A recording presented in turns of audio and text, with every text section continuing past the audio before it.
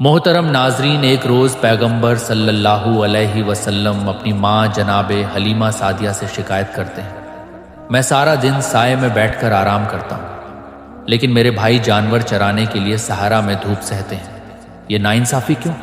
کیونکہ دودھ کے ذریعے بھی وہ سارے رشتے قائم ہو جاتے ہیں جو خون کے ذریعے ہوتے ہیں۔ اس لیے حلیمہ سعدیہ پیغمبر صلی اللہ علیہ وسلم کی ماں کی طرح ہی تھی۔ آپ نے فرمایا، کل سے میں بھی اپنے بھائیوں کے ساتھ جانور چرانے جاؤں گا۔ جناب حلیمہ سعدیہ نے منع کیا، بیٹا تم میں اور ان میں فرق ہے، تمہیں آرام ملنا چاہیے، تم عام بچے نہیں ہو۔ مگر رسول اللہ صلی اللہ علیہ وسلم نے جواب دیا، مجھ سے یہ برداشت نہیں ہوتا کہ ایک ہی گھر میں دو بھائی ہوں، ایک سایہ میں رہے اور دوسرا دھوپ میں پریشان ہو۔ میں تو خود ان کے ساتھ جاؤں گا۔ ان کی خدمت کے لیے حلیمہ سعدیہ الجھن میں تھی، فقط اپنے گھر کا مسئلہ نہیں تھا، اب تو پورا قبیلہ اس بچے سے برکت پا رہا تھا۔ سوچا کہ لوگ سوال کریں گے، حلیمہ جو بچہ پورے قبیلے کے لیے رحمت بنا، کیا اسے ہی تم کام پر بھیج رہی ہو؟ مگر جب پیغمبر صلی اللہ علیہ وسلم نے اصرار کیا تو حلیمہ سعدیہ مجبور ہو گئی، اور اگلے دن سے آپ نے آقا کی حیثیت نہیں، برابر کے ساتھی کی حیثیت سے اپنے دودھ بھائیوں کے ساتھ جانا شروع کر دیا۔ ایک مرتبہ جب پیغمبر صلی اللہ علیہ وسلم اپنے بھائیوں کے ساتھ بکریاں چرا رہے تھے تو دیکھا گیا کہ قریب کی پہاڑی سے دو نوجوان نیچے اتر کر آئے، آپ کے پاس پہنچے، بازوؤں سے تھاما اور آپ کو لے کر پہاڑی کی طرف چلے گئے۔ بھائیوں نے یہ منظر دیکھا تو چیختے چلاتے ہوئے قبیلے میں لوٹے۔ ماں سے کہا، غضب ہو گیا، جن بھائی کو آپ مکہ سے لائی تھی پتہ نہیں کون تھے۔ وہ دو آدمی انہیں اٹھا کر لے گئے اور غائب ہو گئے۔ حلیمہ سعدیہ کو حضرت عبد المطلب کی وہ بات یاد آئی، دیکھو اس بچے کی حفاظت کرنا، دشمن ہر وقت طاق میں ہے۔ وہ گھبرا گئی، سارا قبیلہ اکٹھا ہوا اور مرد اوجن دوڑتے ہوئے اس پہاڑی کی طرف چلے جہاں کا اشارہ کیا گیا تھا۔ جب سب لوگ اس پہاڑی پر پہنچے تو یہ دیکھ کر حیرت کے سمندر میں ڈوب گئے کہ وہ بچہ پیغمبر صلی اللہ علیہ وسلم بڑے آرام سے ایک نورانی انداز میں لیٹے ہوئے ہیں، سر پر ایک تاج ہے، جسم پر شاہی لباس ہے، دائیں بائیں دو جوان بیٹھے ہوئے ہیں اور ایسے جسم دبا رہے ہیں جیسے غلام اپنے آقا کے سامنے حاضر ہو۔ جب یہ لوگ قریب پہنچے تو ایک لمحے میں وہ دونوں نوجوان غائب ہو گئے اور رسول اللہ صلی اللہ علیہ وسلم مسکراتے ہوئے اٹھ بیٹھے۔ جناب حلیمہ سعدیہ گھبرائی ہوئی تھی، مگر پیغمبر صلی اللہ علیہ وسلم نے اطمینان دلاتے ہوئے فرمایا، آپ کو پریشان ہونے کی کوئی ضرورت نہیں، یہ جو میرے ساتھ تھے پروردگار عالم کی جانب سے میرے محافظ ہیں، یہ ہر وقت میرے ساتھ ہوتے ہیں، ان کے ہوتے ہوئے کوئی بھی مجھ تک نقصان نہیں پہنچا سکتا۔ اب جناب حلیمہ سعدیہ کو کچھ اطمینان ہوا، حالانکہ 3 بار ایسا ہوا کہ پیغمبر صلی اللہ علیہ وسلم کچھ دیر کے لیے غائب ہو جاتے، مگر اب حلیمہ سعدیہ کو یقین تھا کہ یہ سب خدا کی حفاظت میں ہے۔ 2 سال کا عرصہ گزرنے کے بعد جناب حلیمہ سعدیہ پیغمبر صلی اللہ علیہ وسلم کو لے کر مکہ میں ان کے دادا حضرت عبد المطلب سے ملنے چلی۔ جب مکے کے قریب پہنچی تو کسی ضرورت سے خیمے سے باہر نکلی، یکایک اندھیرا سا چھا گیا، اور جب واپس آئی تو بچہ غائب تھا۔ حلیمہ سعدیہ بے حد پریشان ہوئی۔ ادھر حضرت عبد المطلب خانہ کعبہ کے قریب ایک مسند پر بیٹھے تھے۔ اچانک کانوں میں آواز آئی، تمہارا پوتا جو حلیمہ کے پاس تھا وہ گم ہو گیا ہے۔ بس اتنا سننا تھا کہ حضرت عبد المطلب بے چین ہو اٹھے، لیکن اسی وقت غیب سے آواز آئی، تمہیں پریشان ہونے کی ضرورت نہیں، پروردگار عالم نے تمہارے پوتے کو محفوظ رکھا ہے، جاؤ مکے کے قریب پھلاں صحرا میں پھلاں مقام پر تمہارا بچہ مل جائے گا۔ حضرت عبد المطلب پہنچے تو دیکھا کہ بچہ مٹی کے ٹکڑے خوش روٹی توڑ کر کھا رہا ہے اور دائیں بائیں وہیں 2 نورانی نوجوان کھڑے ہیں۔ حضرت عبد المطلب نے قریب جا کر دیکھا اور اندازے سے پہچان لیا کہ یہ میرا پوتا ہے، کیونکہ ولادت کے 8ویں دن کے بعد سے اب تک 2 سال تک دیکھا نہیں تھا۔ پوچھا، بیٹا تم کون ہو؟ پیغمبر صلی اللہ علیہ وسلم نے جواب دیا، میں محمد ابن عبداللہ ابن عبد المطلب، اور آگے چلتے ہوئے حضرت آدم علیہ السلام تک اپنا پورا شجرہ نسب بیان کر دیا۔ تو حضرت عبد المطلب نے پوچھا، بیٹا یہ نوجوان تمہارے ساتھ کون ہے؟ آپ صلی اللہ علیہ وسلم نے فرمایا، یہ جبرائیل علیہ السلام ہے اور یہ میکائیل علیہ السلام، یہ ہر وقت میری حفاظت کرتے ہیں۔ हज़रत अब्दुल मुत्तलिब ने कहा, बेटा मैं तुम्हें लेने आया हूँ। पैगंबर सल्लल्लाहु अलैहि वसल्लम ने मुस्कुराकर फरमाया, मैं तो खुद आपका इंतज़ार कर रहा था। अब तक रसूलुल्लाह सल्लल्लाहु अलैहि वसल्लम ने अपनी माँ जनाबे आमना को भी नहीं देखा था, मगर जब मक्का लौटे तो सीधा अपनी माँ के मकान में दाखिल हुए। कुरैश की औरतें जमा थीं। जनाबे आमना रो रही थी। लोग उन्हें तसल्ली दे रहे थे, क्योंकि उन्हें बस यही खबर मिली थी कि आपका लख्त ए जिगर सहरा में गुम हो गया है। पैगंबर सल्लल्लाहु अलैहि वसल्लम ऐसे दाखिल हुए जैसे बखूबी जानते हो कि मेरी माँ कौन है। औरतों के हुजूम को चीरते हुए सीधा जाकर अपनी माँ की गोद में बैठ गए। सारी औरतें हैरान थीं कि जिसने 8 दिन के बाद से अपनी माँ को देखा भी नहीं, वो इतनी यकीन के साथ उनकी गोद में कैसे जा बैठा।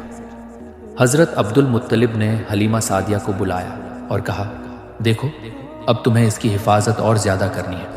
आज मक्का में कुछ यहूदी आए हुए हैं। अगर उन्होंने यह मंजर देख लिया तो जान जाएंगे कि बच्चा कहाँ है। हलीमा सादिया ने वादा किया, मैं अपनी जान से ज़्यादा इस बच्चे की हिफाजत करूंगी। फिर पैगंबर सल्लल्लाहु अलैहि वसल्लम को साथ लेकर हलीमा सादिया वापस अपने कबीले चली गई। महल के अंदर चले गए। महल के बीचों बीच देखा कि हाकिम ए यमन सैफ बिन जी यजन अपने तख्त पर बैठा हुआ है। सिपाही ने आगे बढ़कर अर्ज की, एक इंतहा मुकद्दस और नूरानी शख्स मक्के से तशरीफ लाए हैं, आपसे मुलाकात करना चाहते हैं। यह सुनते ही हाकिम ने, जो अब तक किसी को मिलने की इजाज़त नहीं देता था, यहाँ तक कि अपने बेटों को भी कत्ल करने का हुक्म दे चुका था, उसने फौरन कहा, जाओ उन्हें अंदर बुलाओ। ये बात साफ जाहिर कर रही थी कि सैफ बिन जियजन मक्के से आने वाले किसी शख्स का पहले से इंतज़ार कर रहा था। सिपाही खुद हैरान था।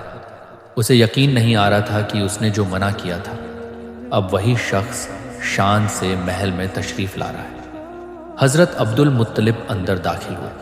हाकिम ने आदर से इस्तकबाल किया और कहा, आप कहाँ से तशरीफ़ लाए हैं? ये मैं बाद में पूछूंगा। पहले मैं आपसे कुछ बहुत अहम बात करना चाहता हूँ। मेरे पास अंबिया के सहीफ़ों से यह इल्म पहुँचा है कि मक्के में बहुत जल्द खुदा का आखिरी रसूल तशरीफ़ लाने वाला है। जब वह रसूल इस दुनिया में आएगा तो उसके वालिद का इंतकाल हो चुका होगा और कुछ अरसे बाद उसकी वालिदा भी इस दुनिया से रुखसत हो जाएंगी। इसके बाद उसका दादा उसकी परवरिश की जिम्मेदारी लेगा। फिर वह दादा एक बार मेरे पास यमन आएगा और मैं उस रसूल के लिए रखी हुई 3 अमानतें उसे सुपुर्द करूंगा। मैं उस दादा का और उस बच्चे का तब से इंतज़ार कर रहा हूँ। आपसे गुजारिश है कि जब मक्का में वह बच्चा आपको नज़र आए, जिसकी दोनों कांधों के बीच मोहरे नबूवत हो, जिस पर लिखा हो ला इलाहा इल्लल्लाह मुहम्मदुर रसूलुल्लाह, तो फ़ौरन मुझे पैगाम भिजवाइएगा, क्योंकि मैं उसी रसूल का तहे दिल से इंतज़ार कर रहा हूँ। जनाबे अब्दुल मुत्तलिब ये बातें सुनकर हैरान भी हुए और पुरसुकून भी, क्योंकि जो राज वह दिल में छुपाए हुए थे वह इस गैर मुल्क के हाकिम को भी मालूम थे। तो जनाबे अब्दुल मुत्तलिब ने मुस्कुराकर जवाब दिया, बच्चे के दादा तो मैं ही हूँ और वह बच्चा इस वक्त मेरे घर में पैदा हो चुका है। जनाबे अब्दुल मुत्तलिब ने कहा, हाँ, जो अलामतें आपने बयान की हैं उनके मुताबिक तो वही मेरा पोता है, और मुझे इस बात का इल्म भी है कि मेरा पोता ही अल्लाह का आखिरी रसूल होने वाला है। मुझे इसके बारे में सब कुछ मालूम है। सैफ ने कहा, ठीक है, कल दरबार में आपसे तफसीली बातचीत होगी। जनाबे अब्दुल मुत्तलिब रुखसत होकर बाहर तशरीफ़ लाए, और जब यमन में यह खबर फैली कि मक्का से आए हुए वफद को हाकिम यमन ने महल में बुलाया, तो लोग हैरत के मारे दांतों में उंगलियां दबाने लगे। क्या यह मुमकिन है कि कोई अजनबी शख्स इन दिनों हाकिम से मिलकर जिंदा बाहर भी आ जाए? लेकिन उससे भी ज़्यादा हैरत तब हुई जब अगले दिन खुद हाकिम सैफ, जो 40 दिनों से महल में बंद था, अब शहर वालों के सामने आ गया। दरबार सजाया गया और मक्के से आए वफद को शाही मेहमान की हैसियत दी गई। जनाबे अब्दुल मुत्तलिब को हाकिम ने अपने पास बिठाया और पूरे वफद में कीमती इनामात तकसीम किए गए। अब जनाबे अब्दुल मुत्तलिब इंतज़ार कर रहे थे कि अमानत उन्हें कब दी जाएगी। हाकिम ने कहा, यह एक राज की बात है जिसे मैं सबके सामने दरबार में नहीं कह सकता। आप शाम को महल में तशरीफ़ लाइए। जब रुखसत करेंगे तो यह अमानतें आपके हवाले कर दूंगा। शाम का वक्त आया। जनाबे अब्दुल मुत्तलिब महल में दाखिल हुए। हाकिम यमन ने 3 जानवर उनके सामने पेश किए, एक ऊँटनी, दूसरा खच्चर, तीसरा घोड़ा। حاکم نے کہا یہ تینوں جانور میری طرف سے اس پوتے کے لیے تحفہ ہے جو اللہ کا آخری رسول ہونے والا ہے، اور اگر میں زندہ رہا تو یقیناً اس کی مدد کروں گا۔ تاریخ بتاتی ہے یہ وہی اونٹنی تھی جس پر سوار ہو کر رسول اللہ صلی اللہ علیہ وسلم نے اپنا آخری خطبہ عطا فرمایا تھا، اور یہی تینوں جانور مدینے کی ہجرت کے بعد بھی پیغمبر اسلام صلی اللہ علیہ وسلم کے ساتھ رہے۔ جب رسول اکرم صلی اللہ علیہ وسلم نے مدینے کی ہجرت فرمائی تو آپ نے حضرت علی علیہ السلام کو مکے میں ہی چھوڑا تاکہ وہ آپ کے بستر پر سوئیں، تاکہ دشمنوں کو یہ لگے کہ آپ ابھی مکے ہی میں ہیں، اور ساتھ ہی ایک اور ذمہ داری دی بنی ہاشم کے گھرانوں کی عورتیں جنہیں میں اپنے ساتھ لے کر نہیں جا رہا، اور وہ جانور جو مجھے حاکم یمن نے تحفے میں دیے تھے، تم سب کو لے کر مجھ سے مدینے میں آ کر ملنا۔ یہی وہ اونٹنی، گھوڑا اور کھچر تھے جو حاکم یمن نے جناب عبد المطلب کے ذریعے رسول اللہ صلی اللہ علیہ وسلم کی خدمت میں پیش کیے تھے۔ تاریخ بتاتی ہے یہ تینوں جانور آخری وقت تک پیغمبر اسلام صلی اللہ علیہ وسلم کے ساتھ رہے۔ حاکم یمن نے کہا یہ گھوڑا پروردگار عالم کی طرف سے ایک معجزہ ہے جو خاص طور پر پیغمبر کے لیے وجود میں آیا، اور اونٹنی کے بارے میں کہا اگر میں 6 مہینے لگاتار سفر کروں تو بھی یہ تھکتی نہیں اور اپنے سوار کو کبھی تکلیف نہیں دیتی۔ پھر اس نے راجدارانہ لہجے میں کہا یہ تینوں جانور صرف تحفے نہیں بلکہ وہ امانتیں ہیں جو انبیاء کے صحیفوں میں لکھی ہوئی تھی، اور اب میں نے وہ راج آپ تک پہنچا دیا۔ اب آپ اپنے خاندان کو یہ راج بتائیے، اپنے پوتے کی حفاظت کو اور زیادہ یقینی بنائیے۔ اگلے سال مجھ سے پھر ملاقات کیجیے گا، اور سنیے میں اپنے دل سے یہ اعلان کرتا ہوں کہ میں آپ کے پوتے کی نبوت پر ایمان لا چکا ہوں۔ اگر زندہ رہا تو تلوار نکال کر اس کی مدد کروں گا۔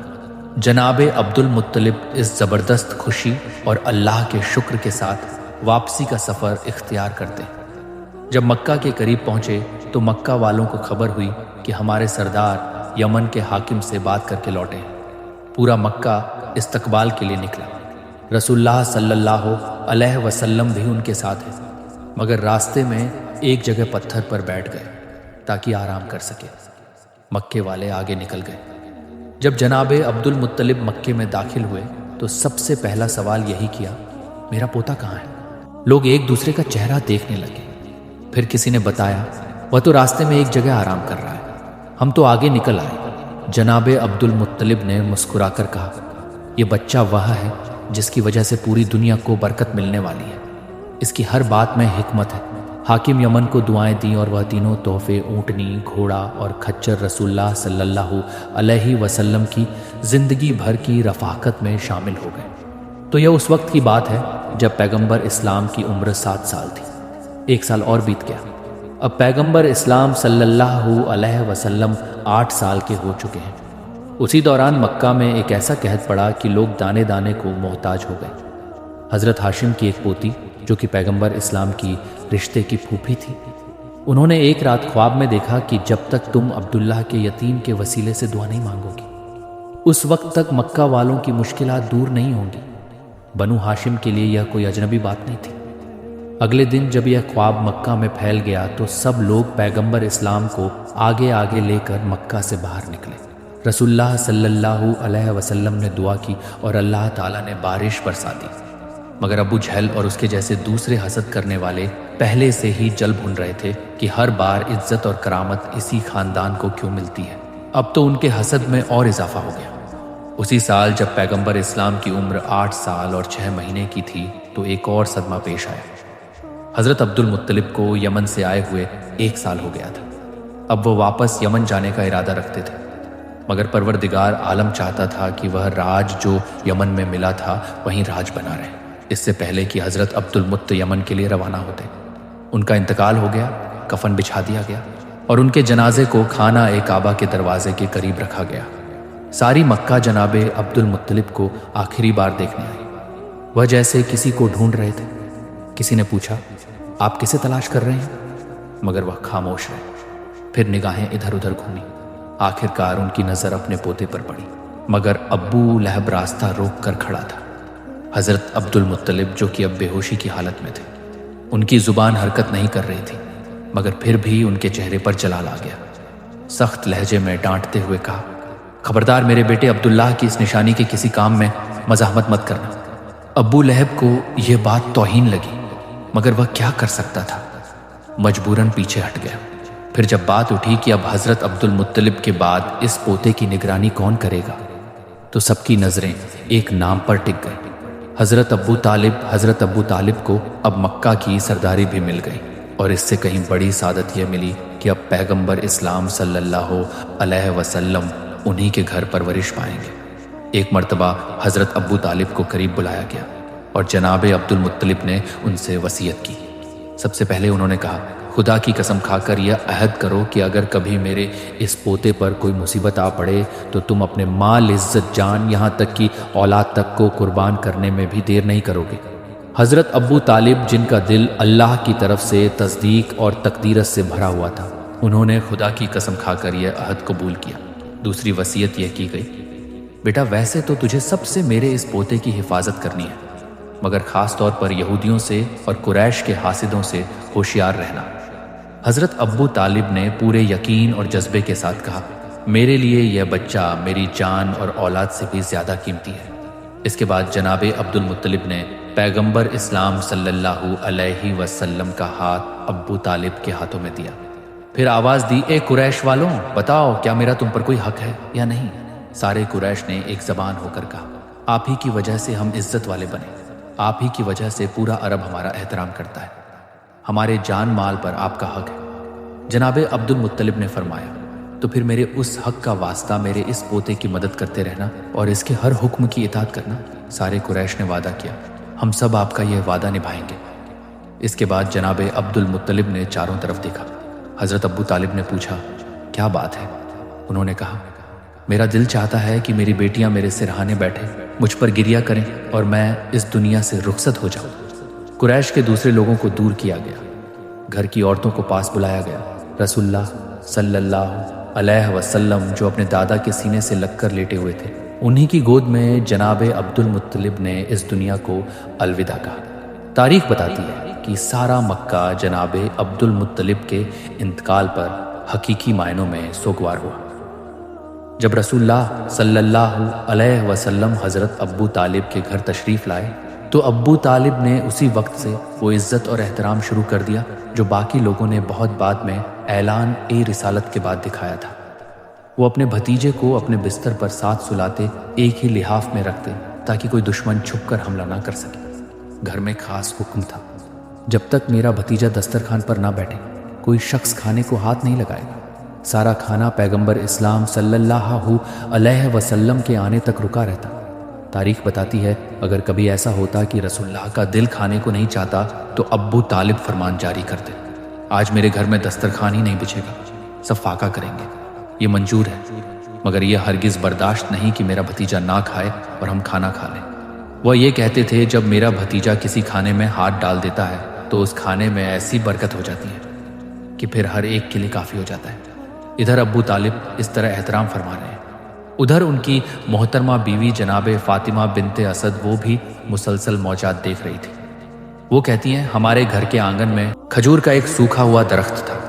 رسول اللہ صلی اللہ علیہ وسلم ایک دن گھر میں داخل ہوئے اور آنگن سے گزرتے ہوئے اس درخت کے پاس ٹھہرے۔ جیسے ہی انہوں نے اپنا ہاتھ اس درخت پر رکھا، درخت میں تازہ کھجوریں پیدا ہو گئی۔ درخت اب بھی سوکھا ہی تھا، سرسبج نہیں ہوا مگر کھجوریں لگ گئی۔